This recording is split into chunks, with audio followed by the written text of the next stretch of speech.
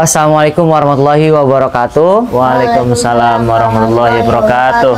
Halo hari semua, Ananda SDT Andanda, para siswa-siswi SDT Latasna Cendikia, ayah bunda seluruhnya, dewan guru dan keluarga besar SDT Latasna Cendikia. Jumpa lagi bersama saya Pak Ridwan Rifki di Proyasi pada tahun ini.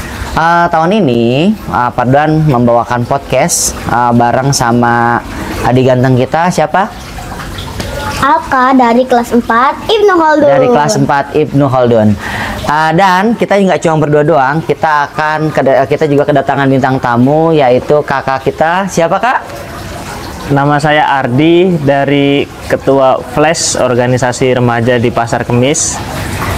Ya, kita kedatangan Kak Ardi, sosok tokoh remaja yang saat ini lagi sibuk-sibuknya dengan kegiatan remaja, salah satunya di Flash ya Kak ya? Flash. Nanti kita akan tanya-tanya apa itu Flash dan juga tentang remaja sama Kak Ardi. Oh iya, Kak Ardi, maaf, ini saya sama Alka dan teman-teman dan adik-adik semuanya pengen nanya-nanya nih tentang remaja, perkembangan remaja pada zaman sekarang, terus perbandingannya dengan yang sekali alami itu seperti apa. Nanti Alka mau nanya-nanya ya Kak ya? Iya Kak, benar. Mau nanya-nanya perkembangan remaja pada saat ini. Jadi menurut Kak Ardi seperti apa? Nanti Alka biar jadi remaja yang baik Kak ya? Iya. Iya, suka tawuran nggak Alka? Enggak ya, jangan tawuran ya. Nanti nanya sama Kak Ardi, jadi remaja yang baik itu seperti apa? Ya, oke? Oke. Ya. Oke, Bang Alka silakan, ada yang mau tanyakan nggak sama Kak Ardi? Kak, saya mau nanya, apa perbedaan pra remaja dengan remaja, Kak? Oke, baik Alka. Kalau kita itu manusia nih, yang bikin kita beda sama benda mati adalah kita itu hidup, sedangkan benda mati ya kayak gitu aja. Oke. Nah, sedangkan kita hidup berarti kita punya fase dari yang kita embrio, terus kita ke bayi, anak-anak, baru ke remaja, dan juga nanti sampai kita dewasa. Oke, Kak. Nah, kalau pra remaja itu dalam fase itu kan ada prosesnya. Nah, dari proses dari anak-anak ke remaja namanya pra remaja. Oke. Biasanya sekitar umur 9 sampai 12 tahun dikira-kirakan itu umur pra remaja. Kalau remaja itu fase transisi dari anak-anak ke dewasa. Jadi sebelum dewasa kita remaja dulu. Nah, nanti biasanya tuh banyak banget perubahan-perubahan di fase-fase pra remaja dan remaja itu. Oke, Kak. Lalu menurut Kakak, apa perkembangan diri dan identitas kita sebagai seorang anak yang mendekati usia remaja, Kak? Nah, itu tadi hal yang membuat manusia itu berubah.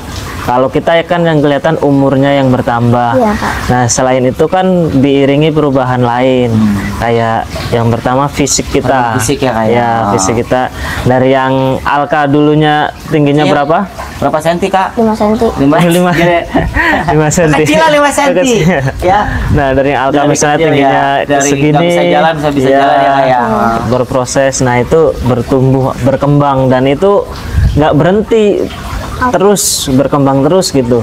Meskipun nanti udah tingginya mentok 165, tapi ada perkembangan lain, misalnya otot Tambah kuat. Nah, Ototnya terus sispek, tumbuh ini jenggot. Nah, itu berkembang. Itu Selain satu cirinya ya Kak ya. ya, itu lewat ciri fisiknya. Fisik. Itu dari fisik. Selain fisik juga ada sosial. Dari Alka dulu waktu bayi kan nggak butuh temen, nggak nyari temen, tapi nyari temen. orang dewasa yang ngedatengin Alka. Iya. Ya kan? Imut-imut Iya, gitu-gitu yang ya, kayak kayak. Tapi kalau udah masuk SD nih, pra remaja, Alka mulai nyari temen nih. Ma, aku mau ke rumah temenku ya. Kalau nggak main di rumah Sendirian. sendirian, bosen. Nah, itu jadi jiwa sosialnya beda. Terus nanti masuk ke SMP, SMA beda lagi, udah mulai ngerti. komunitas misalnya, oh aku harus iya, klub ya, kayak OSIS nih, Iya. nggak cuma sekedar berteman main doang, tapi ikut OSIS, ikut rohis, mulai ini ya berkelompok ya kayak iya betul, berkelompok. bersosial. Dan juga beda juga nanti di pemikiran Alka nih.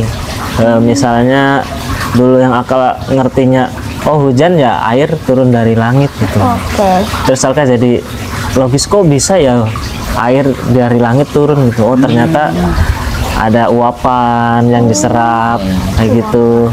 Jadi logikanya mulai tumbuh nih. Terus misalnya naudzubillah kita lihat kecelakaan. Dulu pas kecil lihat kecelakaan, oh ya udah ada kecelakaan takut ya. Iya. Kita jadi tahu, oh kalau udah dewasa, kalau udah remaja kita jadi nanya, oh kecelakaannya kenapa ya? Terus kok bisa ya kayak gitu kejadiannya gitu. Kita mulai bertanya-tanya tahu gitu. ya, lebih Iya, pengen tahu bertanya-tanya. bagaimana dunia berputar. Nah, ya, bagaimana cara dunia bekerja ya. Bagaimana dunia bekerja. Itu kurang lebih itu perkembangannya. Dan kalau identitas diri itu semakin dewasa kita itu, kita juga butuh identitas. Misalnya aku ini orang yang kayak gimana sih? Oke. Misal terus, nah itu semua yang melekat sama diri kita. Misalnya orang-orang tahu kita, wah ini Mas Ardi orangnya pemarah. Oh. Terus orangnya emosian ya. Terus kalau Alka suaranya melengking. Oh. Nah jadi kalau tahu nih Alka ngomong ya, oh ini suaranya Alka, oh berarti ini Alka. Nah itu identitas, jadi sesuatu yang melekat, tercirikan ya. Ciri-ciri khas, karakteristik. Nah itu waktu kita anak-anak atau kita remaja itu belum tahu sebenarnya kita kayak gimana orangnya. Nah itu dicarilah proses identitas diri oleh remaja, makanya kita sering nyebut remaja itu punya krisis identitas karena emang masih pencarian, mencari jati diri buat jadi orang dewasa nanti gimana. Nah, Pak, apa tantangan terbesar yang kakak hadapi Iya. sebagai seorang yang menginjak usia remaja? Lumayan banyak ya. Dan yang tadi mengiringi manusia berubah itu kan banyak. Salah satunya ada faktor orang tua. Terus bagaimana orang tua mendidik kita itu juga berpengaruh. Terus lingkungan, teman-teman kita. Terus juga ada faktor pengetahuan kita nih. Kalau sekarang kan ada medsos, apa yang kita tonton di TikTok, di Instagram, Facebook, itu juga bakal membuat kita tahu atau membuat kita tertantang. Misalnya nih, kalau dari Kak Ardi sendiri, yang paling berat itu dari orang tua, kalau menurut saya. Karena orang tua kan pendidikan pertama seorang anak ya, atau seorang remaja. Kalau orang tuanya itu mendidiknya kurang atau misalnya terlalu galak, kadang membuat anak jadi penakut, jadi suka ragu-ragu, minder. Terus kalau orang tua mendidiknya itu misalnya apa-apa diturutin, Alka minta mainan dibeliin, dikasih, terus sana main sendiri gitu. Terus Alka minta layang-layang dikasih, sana main sendiri gitu, kurang peduli. Itu juga bikin anaknya manja. Jadi manja gitu ya, iya, Kak ya. seringnya gitu. Dan itu berdampak juga kayak di usia kayak kita yang usia anak SD ini kayak jadi berpengaruh juga ya. Sangat berpengaruh kalau dari orang tua. Nah itu yang terberatnya memang dari orang tua gitu. Tapi kita nggak bisa menyalahkan orang tua kita juga gitu. Kadang kan kalau zaman dulu sama sekarang kan beda ya. Beda, Kak. Nah, kalau sekarang kita mencari info tentang bagaimana orang tua mendidik anak tuh banyak banget di YouTube, di Google, di web itu, di ChatGPT juga banyak gitu. Tapi kalau orang tua dulu kan murni pendidikannya dari dari turun temurun, pengalaman ya, dari orang tua mereka juga kayak gitu. Jadi nggak bisa menyalahkan orang tua kita juga kalau orang tua kita belum sempurna dalam mendidik kita. Itu sih dari orang tua yang paling berat. Tentunya kita juga Tantangannya ya. iya berharap ayah bunda di rumah pastinya juga ingin menyediakan pendidikan terbaik untuk anaknya. Nah, Tentunya betul. sekolah di Latansa ini juga ya kak ya. Oh iya, pasti itu Pak. Apalagi kak? Ada yang mau tanya lagi kak? Oh iya kak, bagaimana ya cara kita menghadapi tekanan dari teman sebaya kita kak? Oh iya. Karena sering ya. Sering. Iya. Kadang di kelas itu kadang emang kita kadang Alka atau teman-teman yang lain itu kadang karena dunia medsos tuh udah ini banget kak. Jadi kadang ada tekanan ya.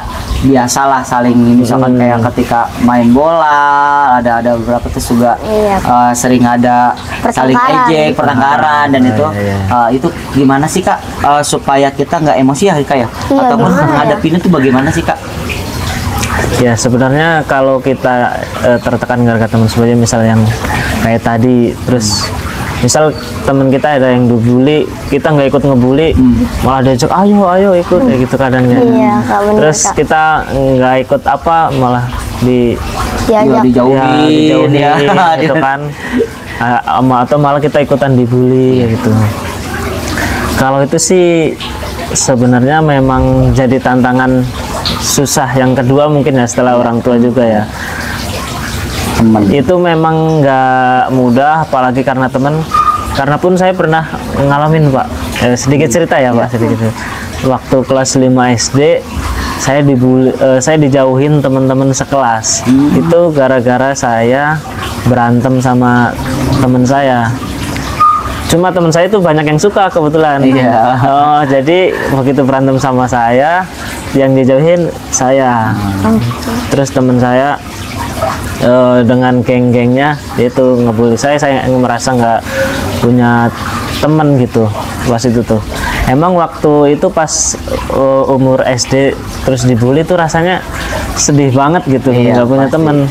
Cuma alhamdulillahnya karena terus orang tua saya support, terus saya juga cerita ke orang tua, sama orang tua ya nggak apa-apa gitu, disuruh membuktikan bahwa kita itu punya hal lain, punya prestasi lain, dan alhamdulillah saya itu dulu dimotivasi untuk rajin belajar sama orang tua. Saya bisa ranking 1 di kelas waktu kelas 5 SD. Masya Allah. Gitu. Jadi membuktikan ya kak Iya, ya, membuktikan bahwa saya bisa nih. Nah, jadi walaupun dibully, ya boleh aja orang aku ranking 1. Iya. Terus kalian Iya, ranking Kak. berapa ya? Gitu. Nah, cuma nanti nggak cuma tentang ranking ya, mungkin prestasinya di yang lain ya gitu. di bidang lain. Sepak bola, bola. atau ngaji kita bagus jadi tahfiz. Alka ini kemarin danton loh kak. Oh iya, Mimpin upacara. kakak danton perlombaan dia mimpin perlombaan. kakak kelasnya luar Oh, biasa. nah itu keren juga. Jadi orang mau ngebully Alka, ya aku danton, kalian berani nggak? Iya. Jadi kita punya kelebihan yang orang lain nggak punya, sehingga kalaupun kita dibully ya nggak masalah. Nggak masalah. Jadi intinya yang paling harus dibatasi itu stop pembulian ya kayak Ya, stop itu pembulian. Jadi jangan Harus sudah stop. Ya stop. Kita harus hilangkan pembulian yang ada di sekolah kita ya kayak supaya kita berteman nyaman, berkeluarga itu lebih seru kayaknya kayak. Iya, udah nggak zaman lah ya Pak. Benar, Ya. udah nggak zaman pembulian itu udah nggak Iya, zaman. iya. Harus dijauhkan pembulian itu. Terus kak, apalagi kak? Menurut kakak, seberapa penting sih memiliki rasa percaya diri?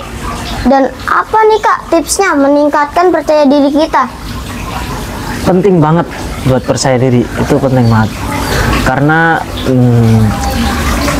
nanti pas kita udah masuk dunia mulai dewasa nih, udah di remaja akhir, kita sering nggak bisa melakukan sesuatu bukan karena kita nggak bisa, tapi karena kita nggak percaya Percaya diri. diri. Kita ragu-ragu, kita takut, akhirnya kesempatan apapun itu diambil sama orang. Terlewat ya. Iya. Aku ada sedikit cerita tentang orang miliarder di Indonesia. Ini sih aku cuma kemarin dengerin dari podcastnya dia. Dia podcast, dia cerita tuh. Dia dulu miskin, nggak miskin masih, cuma orang tuanya terlilit hutang. Terus orang tuanya bercerai, dia tinggal sama ibunya doang. Dia merasa ekonomi keluarganya buruk. Terus dia tahu, oh ini ekonomi keluargaku buruk tuh, tapi dia tetap percaya diri gitu. Wah, aku pasti bisa ngubah ekonomi keluargaku dari si kakak itu. Aku terus akhirnya dia mulai tuh belajar di sekolah, ketemu teman-teman, selalu nanya, selalu kepo, kok kamu bisa sih kayak gini sih. Iya. Terus begitu masuk kuliah juga dia selalu nanya, kepo, kok kamu begini sih, kok kamu bisa gitu.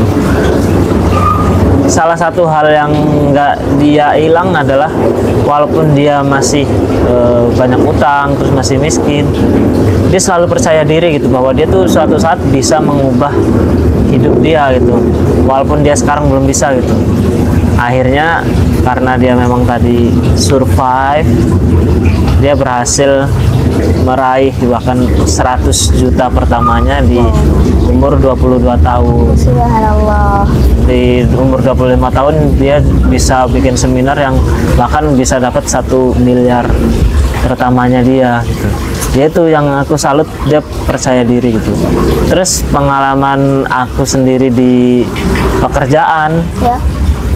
yang menang bukan orang yang pinter. Aku punya teman, 2 tipe teman. Teman yang pinter tapi dia cuma di belakang, nggak ngomong. Terus kalau disuruh menjelaskan ke bos itu cuma lewat temennya, yaudah jelasin gitu. Ya dia sampai sekarang, dari dulu sampai sekarang masih seperti itu aja gitu. Nah, tapi aku punya teman satunya lagi yang dia kalau ada masalah dia ngomong, dia percaya diri bicara di depan orang banyak. Akhirnya dia udah naik jabatan 2 kali berturut-turut gitu. Oh ini ngebuktiin, oh iya berarti percaya diri itu penting banget. Dan buat ningkatinnya ya kayak yang tadi, ada 2 hal mungkin ya. Satu, jangan melakukan keburukan. Kalau kita ngelakuin keburukan pasti kita nggak pede. Iya. Misal kita nggak sholat subuh, ditanya pas sekolah bangun jam berapa, jam 6, dan jawabnya tuh ragu-ragu gitu. Tapi kalau bangun jam 4:30 sholat subuh di masjid misalnya, sholat subuh tadi sama ayah, pasti kita pede jawabnya. Nah, karena kita melakukan kebaikan nggak keburukan. Terus yang kedua tadi, kalau punya prestasi ya pasti kita juga bakal tambah pede gitu. Alka kok pede banget sih? Iyalah Danton, terus iyalah aku kan bisa main sepak bola gitu. Kalau kita punya kemampuan terus kita nggak melakukan hal buruk, pasti pede kita akan meningkat. Iya. Terus Kak? Lalu nih Kak, peran orang tua dalam mengawasi perkembangan anak, terutama yang mau menginjak masa remaja Kak, bagaimana itu? Ya, kalau tadi remaja itu banyak perubahan. Iya. Dari fisik, dari sosialnya, terus dari mentalnya juga berubah. Tapi remaja juga sering banget remaja ragu-ragu kayak itu. Masanya sering ragu-ragu, sering bertanya-tanya. Terus emosionalnya biasanya remaja tuh tinggi banget, nggak tenang, gampang marah. Iya, ejek dikit angin balik marah. Dan remaja juga satu butuh tempat cerita gitu. Cuma sering banget di Indonesia ini sih yang kakak tahu ya, bahwa orang tua tuh nggak bisa jadi tempatnya remaja buat cerita. Misalnya punya masalah di sekolah, terus ngelihat punya masalah di sekolah, pengen cerita ke orang tua, tapi orang tuanya kayak capek banget atau galak, atau komunikasinya nggak baik. Nah, lalu kemudian malu. Iya, malu juga kayak masalah kan nih, misalkan udah masalah sekolah terus mau nyampein ke orang tua, ragu, malu, gitu. Nah itu gara-gara itu kadang remaja jadi nyari tempat cerita yang lain, pelampiasan yang lain, geng motor yang kurang baik, terus di tongkrongan, terus temen tadi udah di rumah nggak bisa cerita, di tongkrongan bisa cerita nih, tapi dapat tekanan dari teman sebaya nih, ayo ngerokok lah biar lega kayak gitu. Akhirnya dia ya udah melakukan hal yang nggak baik. Makanya peran orang tua itu baik banget.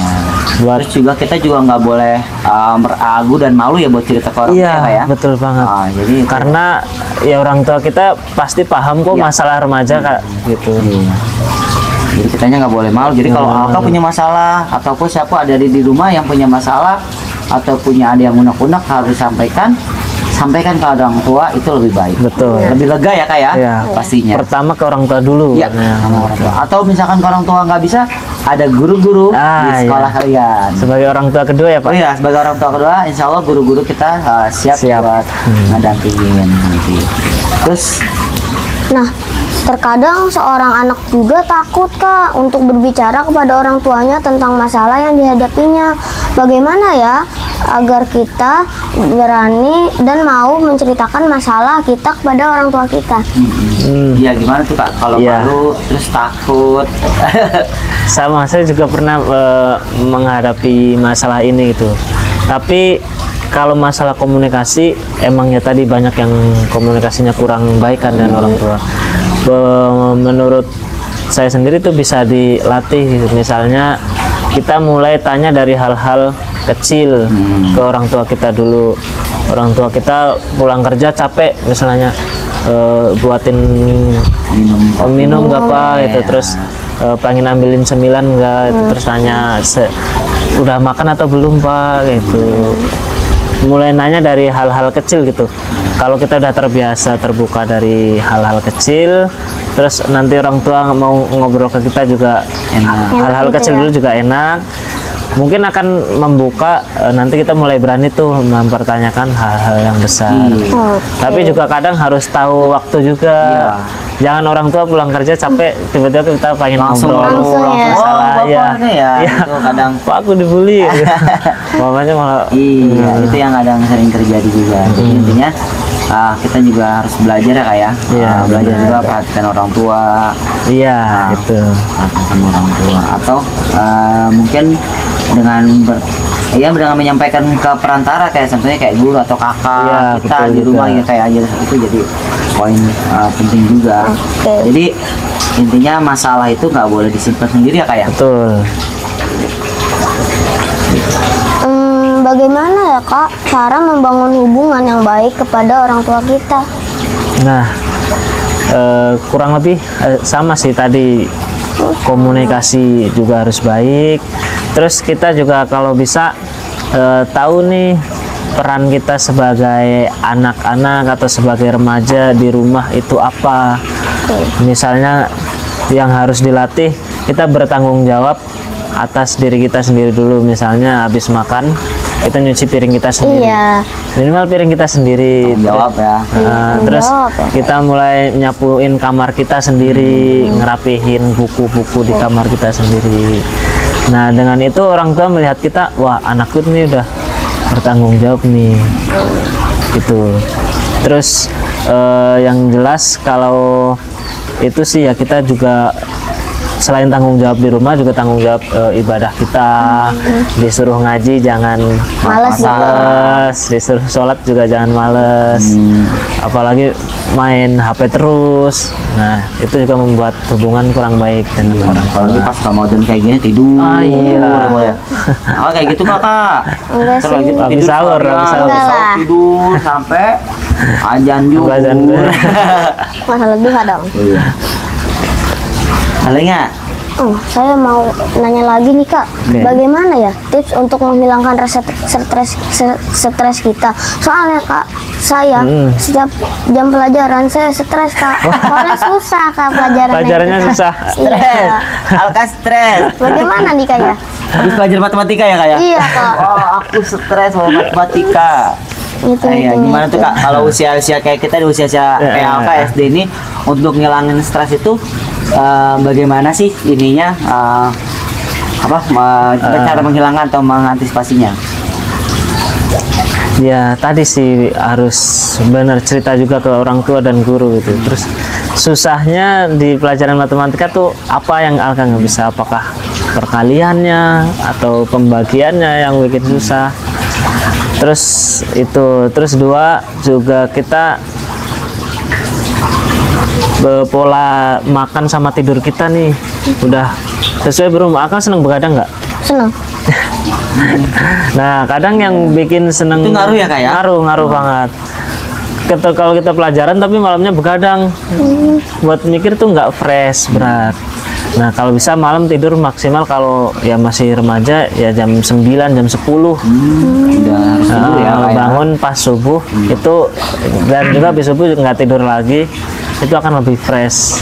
Nah, kadang ya itu kita bilang stres ya nyalahinnya pelajarannya susah. Iya, padahal pola kita sendiri ya, Padahal pola Kak, ya. kita sendiri gitu. Itu Kak, ini sering begadang ya gimana Kak? Ya, iya. Begadang ngantuk pelajaran jam pertama pelajaran matematika. Belum sarapan. Belum sarapan, Puasa. jadi makin stres mungkin.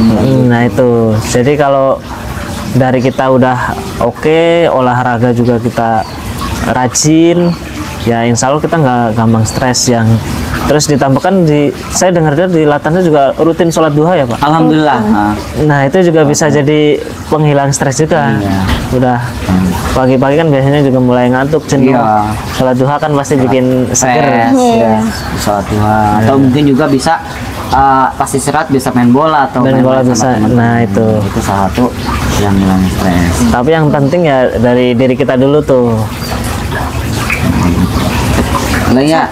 Ada Kak, satu lagi Oke. nih. Oh, satu lagi Kak katanya nih. Bagaimana ya cara kita agar tidak malas belajar? Apalagi sekarang zaman sosmed Kak. Nah, games itu sudah menjadi bagian dari hidup. Mulai anak-anak menginjak usia anak SD Kak. Iya, benar banget. Kadang anak-anak itu kayak akun gamesnya mereka tuh banyak banget. Bahkan ada grupnya ya Kak ya, ada grup-grupnya, ada Khusus game, Fire khusus lah, game. iya Email, khususnya. Waduh, itu luar biasa Kak, anak-anak sekarang itu gimana sih Kak? Jadi sejalan itu, kita tetap bisa main game, tapi juga kita nggak ninggalin belajar, masih Iya. gitu Kak ya? Masih mau belajar gitu. Kembali ke tadi sih, memang yang paling penting perannya di sini adalah orang tua. Kalaupun guru cuma bisa mengontrol di sekolah ya Pak ya. Iya. Nah sisanya di rumah, terus pas teman bermain adalah orang tua yang harus benar-benar menjaga jam belajar anak kapan, jam main anak kapan, dan waktu gadgetnya kapan. Itu harus orang tua yang punya peran utama di sini. Jadi orang tua pun nggak bisa bebas ngasih anaknya, udahlah aku udah capek kerjaan, aku ngasih game gitu. Ya anaknya mah senang-senang aja gitu, tapi harusnya itu di manage sih. Jadi peran orang tua yang terpenting. Tapi kalau dari kita segi anak-anak ya kita juga harus ngerti juga gitu, Tahu waktu ya. tahu waktu. Tapi ada kok dengan zaman yang canggih, HP gampang, anak-anak yang malah tambah rajin belajar. Ngeliat HP ya. Iya, ada yang aku punya pembina dan dia anaknya ketika punya HP nggak ngegame, tapi bikin animasi dan dia bikin YouTube. Ya kayak itu gitu ya. umur itu kelas 4 SD sama ya. Wah, tuh gitu Kak, punya channel YouTube. Punya channel YouTube dan dia animasinya sederhana itu, banyak kadang tentang Palestina, Iya, terus waduh, tentang luar biasa pesawat-pesawat kayak gitu. Nah, kira-kira satu yang memang pengaruh orang tuanya, terus kedua juga yaitu dari anak-anak itu udah mulai belajar bahwa ya nggak semuanya ngegame doang. Terus ya harus ada belajarnya juga, harus nyari tahu juga.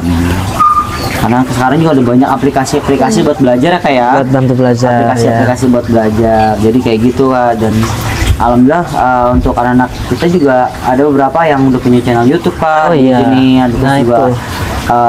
ada beberapa yang aktif buat kayak dengan gadgetnya, dia desain dan lain-lain, luar biasa alhamdulillah. Dan buat adik-adik tentunya yang lain jangan malas, karena HP itu bukan ini kayak HP itu bukan jadi masalah ya Kak sebenarnya. Bukan masalah. Yang masalah itu sebenarnya apa Kak? Kitanya Kitanya yang kitanya. menggunakan dengan salah. Gimana Kak? Lepas belum? Sudah. Alhamdulillah. Jadi gitu ya kayak. Kalau misalkan nanti ada yang mau ditanyakan lagi, nanti Alka boleh datang, boleh tanya ke Ardi, nanti Kak Ardi boleh Banget bisa terus. kita undang lagi Kak Ardi ya. Iya. Itu aja. Terima kasih mau Kak Ardi Kak. Alka. Terima kasih ya Kak Ardi. Terima kasih kembali. Ya Kak Ardi, terima kasih banyak udah mendampingi kita tentang remaja, tentang pra remaja dan lain-lain. Dan tentunya buat adik-adik tetap semangat. Kita di usia kalian di usia remaja nih di SDT Latan Cendekia, mari kita berkembang positif dengan terus mengikuti apa yang disampaikan oleh guru dan juga orang tua kita. Dan untuk ayah bunda semuanya tetap semangat. Mudah-mudahan Ramadan tahun ini kita bisa menjalaninya dengan lancar, dengan berkah. Amin ya rabbal alamin. Terima kasih sekali lagi Kak Ardi, mohon maaf. Terima kasih kembali. Sampai jumpa di podcast selanjutnya. Dadah, wassalamualaikum warahmatullahi wabarakatuh. Waalaikumsalam.